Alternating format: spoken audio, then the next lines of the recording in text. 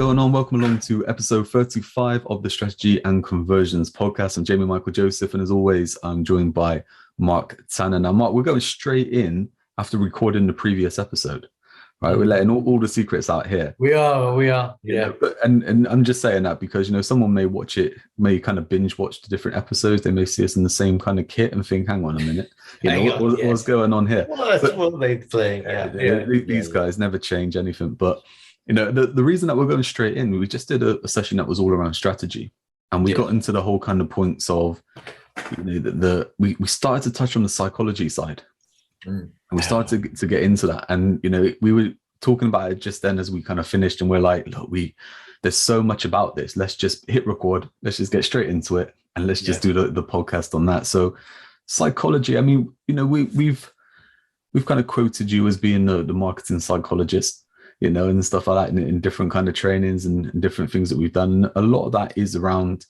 the kind of mindset and the thought process of planning your business, and then the implementation side as well. Yeah. And how that really works to attract in the customers that you want. Yeah. You know, so there's many parts to it. So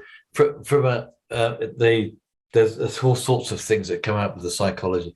The first of all is getting clear on what you want, the whole clarity thing, which we've talked about many a time. And that's the clarity of actually sitting down thinking, well, and again, we'll start with life. What do I want in life at a certain point? So for example, let's say we're looking at we'll do 12 months kind of strategy type thing. We're thinking about that. It's like, okay, where do I want to be in 12 months? Not forget the business, forget everything else. Where do I want to be in 12 months? Do I want to have been on holiday to the Seychelles or something? Or do I want to have bought a new car? Do I want to have moved into a new house? Do I want to have an extra 100K in the bank? Whatever. It's first of all, it's understanding where you want to be, but then it's why you want to be there. And that's when the kind of emotional psychology comes in, is because you start asking yourself the wonderful question, why? Why do you want that? Why is that important to you? Why? What will you do once you're there? How will you know you're there? But what it mainly is, why is that important to you? Why do you have to be? Why do you have to be in a 5-bedroom house in 1 year, for example? Why? What is it?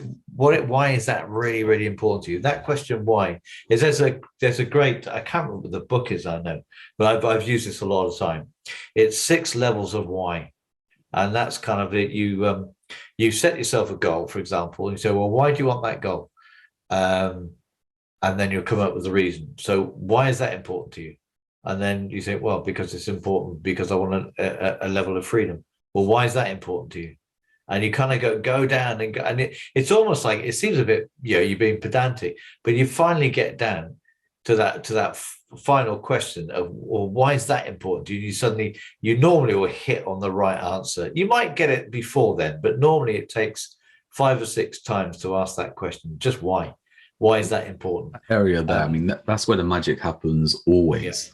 Yeah. Right. So like you said, when we do that tactic within marketing as well. So someone's got a kind of product or service that they're looking to sell, and they're looking at, well, okay, who's the customer? Why would the customer want this? Yes. And they come up with a reason, and it's like, okay, why? Yeah. And then by the time you go through 6 different whys, you get to the real answer. Yeah. And then you start using that in your marketing, and it works really well. And that's right. So once you have that, and that's right. When you have that in you've got that sort of down in your life, you say, right, okay, I want to create this business again. Okay, what kind of business? Well, not you. I want to create. You may already have that business, but I want this business to now give me this again. Then because you've got your whys in place, you can understand why that is important to you. But you can still be asking your questions. Well, why should I be creating this service, or why should I be creating these products? Why, again, then you move down. Why is that important to people? Why would people want to buy these? And you know, what value would it give those people? So again, it's why is it important now, not for you, but why is it important for them? Because your business is there to serve people. So why is it important to them? And then it comes down to the marketing, is that, you know, especially when you come down to things like messages in either writing copy or, well, yeah, basically writing copy or you're networking.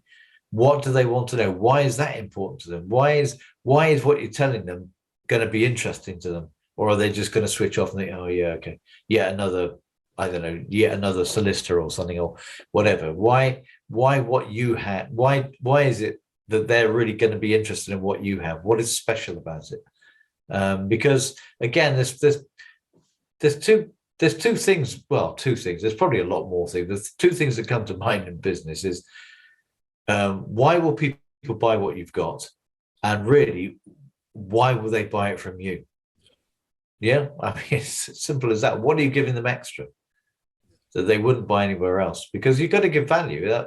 You've got to give them something first, and then you've got to be giving them more value than they can get elsewhere, whatever that value could be. I can't remember if we did this on a podcast or we did this on some high level training. So we might be giving away some secrets here. Yeah, it could be. But we kind of went through this as well, where we kind of talked about going back years ago. There used to be one game in town, you know, or it used to be quite difficult to find someone, you know, to provide certain kind of services or products and stuff like that. Whereas now, you know, you just pick up your phone and you know you've got so much choice. Yeah. So how do you stand out now? You know, you don't have that monopoly anymore where customers just run into you, or you know they have to come to you. Yeah. Is that they have so much choice that they can, you know, they could choose to. You know, I mean, for online services and stuff like that, could be anywhere in the world. Exactly right. You know, I mean, yeah, you're absolutely right, because you just look at some of the little. You just think about back before the internet. You had a village, you had an accountant in that village, and you might have a solicitor in that village, and you might have a butcher and they were all captive audience. You were the captive audience. That's gone. As you say, it's not just the country. It's, you know, VAs. I do feel sorry for VAs in a lot of senses, because there is so much competition from VA from the Philippines, from Puerto Rico, from Brazil, maybe anywhere, all at different prices. So if you're competing on price, you will never ever be lower than somebody. So you can't compete on price. So, but the trouble is now, if you lift the benchmark because you offer certain skills, it won't be long before other people offer those skills as well. So it's how. So again, coming back to that psychology, is what makes me better? What can I do? How can I become better than the other VA? Is it because you're more efficient? That's. Those whole questions are, again, take an awful lot of brain power to say, well, why would people come to me? Yeah, I'm in the UK, for example. We're UK, so I'm in the UK. I'm charging UK prices, and yet people in the Philippines can charge a fraction of what I charge. What is stopping them jumping on the internet and setting up business with a VA in Puerto Rico, for example? Yeah. For a fraction of the price of someone in the UK.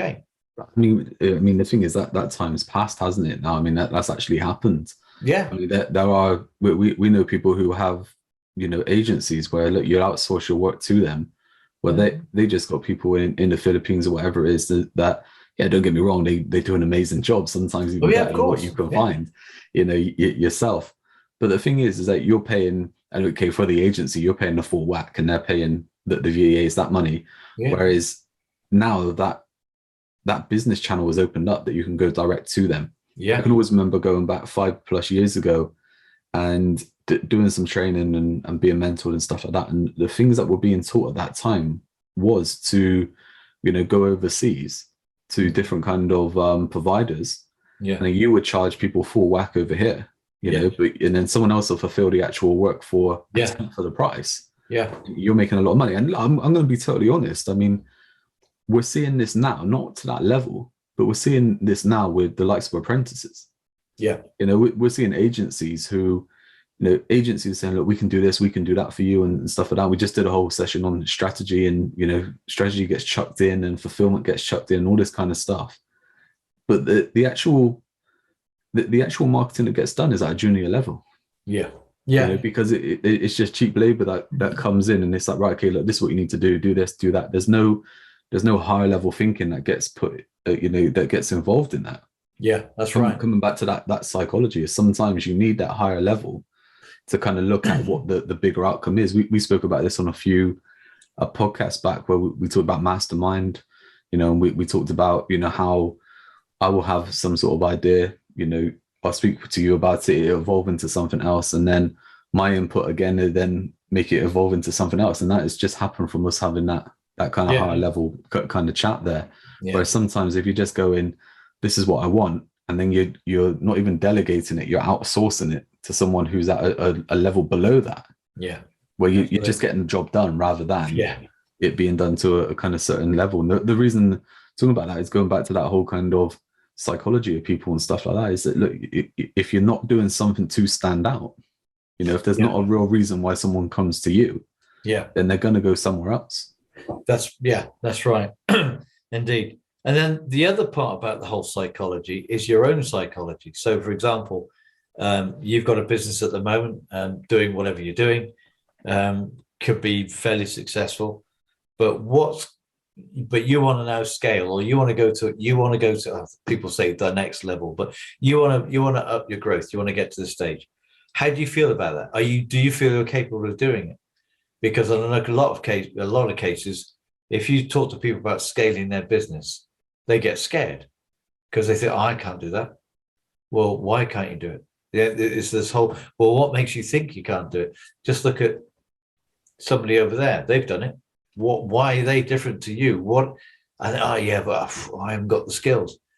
Okay. Why? What again? It's this one's a different. What makes you think you don't have the skills? What evidence have you got that you can't do it? And often when people talk about that, they've got no evidence at all. It's just this thing because they're scared. So then there's that psychology. Okay, there's nothing wrong with having fear about doing it, but don't let it stop you doing it. Think, right, okay, this is scaring me a little, but it's also exciting me. That's what a goal should do for you. It should scare you a bit. Think, God, can I make that? And excite you to get there. So you've got this psychology in your own head of your beliefs that came, a lot of beliefs that come from childhood, but all through your sort of teenage years and stuff, of making you believe you can't do something. Like, for example, people say, and this is a classic one for people talking about business being creative. Any business needs a portion of creativity. Even if it's solicitors, you'd be creative about how you do stuff. But you get these people say, I'm not creative. And you think, well, where'd you get that from? And it's because probably when they were a kid, they drew some pictures or whatever, and they were told they were rubbish, for example. I mean, that's a very, very tiny example. But they have this thing that I'm not creative. I can't think outside the box. I can't do that. When was the last time you tried? Sort of thing, give yourself a break. So I think there's that self-discipline and self-management of understanding that, hang on, I've got a limiting belief here. What can I do about it? So again, one of the things on the psychology about setting goals is, if you set a goal to be somewhere, wherever you are now means that you couldn't get there, because otherwise you would have got there already. So it's kind of, right, if I set a goal to get to somewhere, what do I need to become to be able to be that person who can reach that goal? Because life is always about if you're at that level, you would already have that lifestyle. So if you want to improve your lifestyle, if you want to change things, it's likely you have to change first, because if you don't change first, it won't happen. Love that so much. I was listening to something the other week actually that was similar to that, and it was just saying that a lot of the way how things get taught, and I guess to an element that the way we would do things is we look at the outcome, and then we pull it back to where we are and we look at getting to that outcome, and that has to be put in place. Otherwise, it's just kind of wishful thinking. But like you were saying there, is that the psychology is that your identity has to change now to match that to whatever it is in a year's time. Yeah, you start living that now so that you can attract that and become that, rather than, just, okay, this is where I want to be. This is where I am, let's hopefully get there. Yeah, you have to become that person now. And I think it's massive, like I said, it's those kind of things I haven't touched too much on in my kind of training and stuff like that, whereas I know you have. And that to me is what together with the stuff we do, it makes it so powerful is that, we look at things from different angles, but we're always trying to get the right outcome. Yeah. And the whole thing is, the self-awareness thing. If you want to change something, you have to change yourself. So you have to become aware of where you want to be. And it's that whole thing. Okay, do you have to change your skills, for example? It could be something that's based, do you have to learn more? Do you have to learn more about how to do something well? Or is it, okay, I need to sort out why I've got this gremlin on my shoulder that keeps telling me I can't do it? How do I get rid of this gremlin? Because every time I try and be successful or try and get to a level, this gremlin pushes me back again. Says, "Oh, this is too good for you. You can't have this." And that's your, this is the whole thing with change. People have this comfort zone. Like, you heard about it hundreds of times. When you push outside your comfort zone, your brain can't handle it, because it's kind of like it's your comfort zone's inside your mind, and it's saying, "Oh, this is my comfort zone." And you push outside, it's going to say, "No, come back. You've got to come back to where it's comfortable." And once you've pushed outside your comfort zone, you've got to be there for quite a while before your brain says, "All right, okay, fine, we can." I've got this picture somewhere, and it says life is tough. Yeah. And it says it's tough because of two reasons. You're either outside your comfort zone, or you've chosen to stay within it. Yeah. And it's just like, it is exactly that, isn't it? You get to choose your tough. Yeah, exactly. Choose which one you want. Yeah, because they'll both be uncomfortable. Yeah. Because in your comfort zone, you might be okay and comfortable now, but you won't be in 5 years' time. Yeah. And you might, but if you go outside your comfort zone, you won't be uncomfortable now, but you could well be in 5 years' time. Maybe that's, instead of it being tough, maybe it was uncomfortable. Maybe that's what it says. Yeah. Life is uncomfortable for one or two reasons. Yeah. But I talked to a while back now, a guy. He was a butcher, would you believe? And he was he considered himself an entrepreneur. And he said he was always saying that every day I look for things that I don't know to change. He said, because I can't stand being comfortable. I don't like being comfortable. And I'm always pushing to find new things. And I think he's in a different business altogether now, but it's because he just wasn't happy. If he was sitting there and everything was going smoothly, he thought, right, okay, something's wrong. And that was his attitude, but something's wrong. It's going smoothly and I'm comfortable. And that was the way he looked at it. And he kept pushing on. He said, okay, that's an interesting way of looking at things, but it obviously worked for him.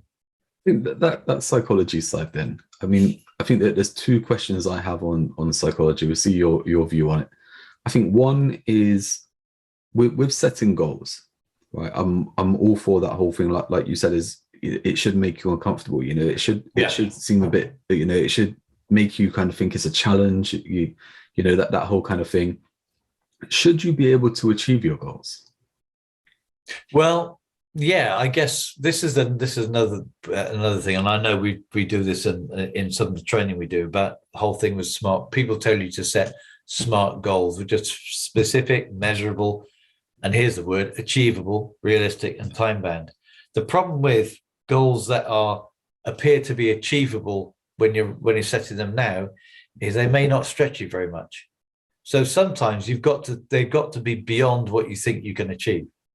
So, for example, if you're on take money. Money is an easy thing to measure. It's not the only thing, but it's an easy thing to measure. If you say, I want to double my income, or let's go a bit, I want to triple my income this year.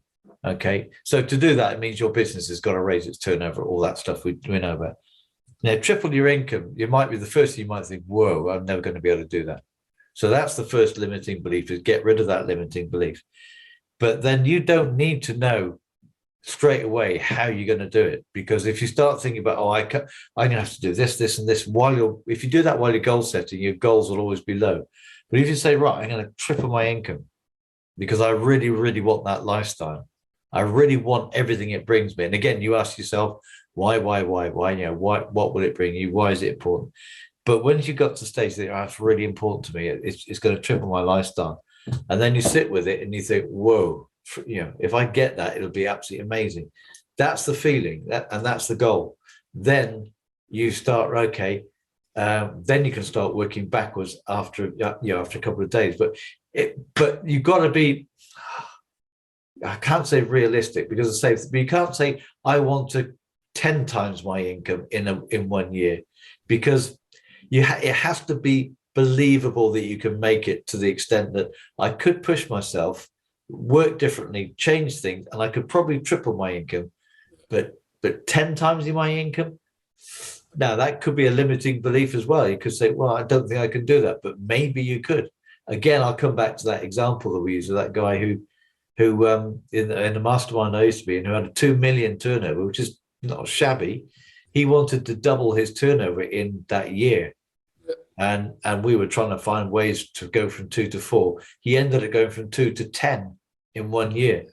And that was purely because he's the kind of bloke that just said, yep, I'll make it happen. I'll do that. I'll do that. There was no way in his own mind that he could fail. And that was the thing. He had nothing in his head that said, you can't do that. Yeah, all right, I'll do that. I'll set that up. I'll do this. That's one of our most listened to episodes. Yeah, that and how to double your sales. Those two, people love it, don't they? Making more money. We should do more podcasts on making more money. Well, I mean, it's funny, isn't it? People sort of seem to hate money. They seem to think that, you're making more money. Well, it's not all about money. You say, well, it may not be all about money, but it's an easy thing to measure, and it just gives you more choices. It's just a medium of exchange. It's like having more cows, isn't it? Or more sheep. It's the same since the other week, wasn't it? I was reading, and it said about before money was invented, people used to barter. Yeah. And you would complete a task and someone would owe you a favor. Yeah. So it was like the more favors that were owed to you, the more you would help people. More you'd help people. And now it's just that's money. People give you money for that, So it's like you've got that money. It means that you've helped a lot of people. Exactly. Yeah. And I think, but sometimes it gets spun around the other way, doesn't it? Yeah, it does. It does. And it just gives you far more choices. You can have a better lifestyle, better choices of lifestyle. Yeah. You may want to be extra money and just be donating more to charity. It doesn't matter. The point, you've got the choice to do it. Because where you are now, you don't have that choice to do it, or don't have that choice to extend yourself. So it's just money is an easy thing to measure. That's why people use it a lot. I think from what you were saying with the goal stuff. Yeah. Like, I think it was a great answer. I think the way how I was thinking of the question was actually the opposite way. Right. So the reason I'm saying that is I can remember years ago, I remember, in a bit of a training kind of environment with different coaches and mentors and stuff. And someone said that they had achieved their yearly goals. And it was like, it was like September sort of time. And they said, I've achieved all my goals for the year. And I can remember this coach at the time, he turned around and he said, you didn't have goals. You just had a task list. Yeah. And that's what I'm saying. That should goals actually be achievable, or should it, like, you should get to certain points, and it's like, should you have that whole kind of shoot for the moon and you may hit the stars? Well, I think there's an element of that to it. I think there's nothing wrong with having goals that you can achieve, but I think if you're getting close to achieve them, normally in a lot of goal setting circles, if you're getting close to achieving a goal, before you've achieved it, you make another goal. So as soon as you hit this, so for example, let's say it's 2 times your income, we'll just say, so you've doubled your income, but as soon as you've doubled your income, you say, right, I've done that. Now the next goal is to 4 times my income. And so you straight away say, right, okay, I've done that, brilliant, tick. Now I'm going to go straight into goal number 2, which is 4 times my income. That's now gone up 2 times. So now I'm going to 4 times that income, for example. And so you're never stopped. You don't get, like, you get to the position where someone says, I've achieved all my goals. That's almost like they're sitting back and say, oh, I don't know. Sit back for a day maybe, and a day or two, and have a bit of pat in the back, but don't, not for longer. No, totally. I think that's exactly it, isn't it? Is we've mentioned that before. Is I think you get people who go from being employed to being self-employed or running a business. Sometimes they do that because they say they want to make more money and stuff like that, but it comes down to choice. So it's like they want freedom of choice. So they want to be able to make their own kind of choices with how they deal with business and stuff like that. But what happens is that's the goal. So as soon as they become self-employed, they've achieved the goal. Yeah. And then they do nothing. They make no choices. And they just aimlessly kind of wander around for a little while. Yeah. Before they think, hang on, I better do something here. There's a couple of mentors that I follow, who say, if you set up your own business, if you've taken so say you were on a 25 grand salary, for example, just say, and he was saying that if you leave your 25 grand salary to set up a business, then you want to be earning 4 times that pretty well straight as soon as you can, because you've taken on that 4 times the risk. So you want to be earning 100K, because why wouldn't you? It's kind of like not saying it's difficult to do. It's, well, why wouldn't you want to be earning that? Because you've taken 4 times the risk. You've put your family, whatever. You've put your family at risk. You've put your responsibilities at risk. You've taken this huge, massive risk of not having a regular salary. So of 25K, well, why not have 100K? You've taken 4 times the risk of that you were in a reasonably comfortable job. Yeah, you've got more freedom and all the rest of it. Maybe you've got more freedom, but you've probably got a lot more stress as well. But it's now saying, okay, I want this 100K salary, not because you want the money necessarily, but it's because I want to see that I've increased my lifestyle 4 times better than I had when I was in my job. I guess we've gone full circle onto psychology, right? Yeah. That's the thing, isn't it? That life goal, that yearly goal, whatever it is, is that the psychology behind it is that I want to achieve this. Yeah. And the reasons for it are X, Y, Z. That then instills that confidence in you, because okay, look, this is what I'm looking to achieve. This is what I want to achieve. Is that then that psychology switches from, possibly that limiting beliefs, possibly imposter syndrome. That's another one. Yeah. And it's like all of a sudden then you get to that point where, okay, look, things are looking positive, and I guess that's when you get into that whole kind of point where, I've seen people do this so often. They do that whole kind of, not so much feast and famine, but they go through a stage where they're all in and everything starts to go well. And then they kind of go, whoa, things are going too well, and then they stop. Yeah. And then they just, and that's going into psychology. That's another bit of psychology where you don't think you're worthy enough to have great results. And that comes from, I'm not good enough. I think that's a good point to end on with this episode, because I think we're getting into an element now of accountability. Yes. And I think we should do an episode on that. Yeah. To basically get into that whole kind of thing of, having those goals and sticking to them, and the psychology and the strategy around it and bringing it all together. So let's do that. But the big takeaways from this episode. I think for me, it's limited. For me, it's the whole limiting yourself, but the limiting beliefs that stop you achieving what you know you can do. Well, deep down, what you know you can do, the limiting beliefs stop you. They just stop. They just always putting you back, and I think you've got to get rid of those. And you can I'll say easily. Sometimes they can be difficult, but there are simple ways you can start replacing those to start reversing that and replacing them with beliefs that you can do it, because that's an important place to start. My big takeaway was what you said, just a few minutes ago, is, why settle for 25K when you can have 100? I mean, that's the thing, isn't it? If you go into business, or you're looking at starting a side business or whatever it is that there is no cap. No, you can earn as much as you want. Yeah.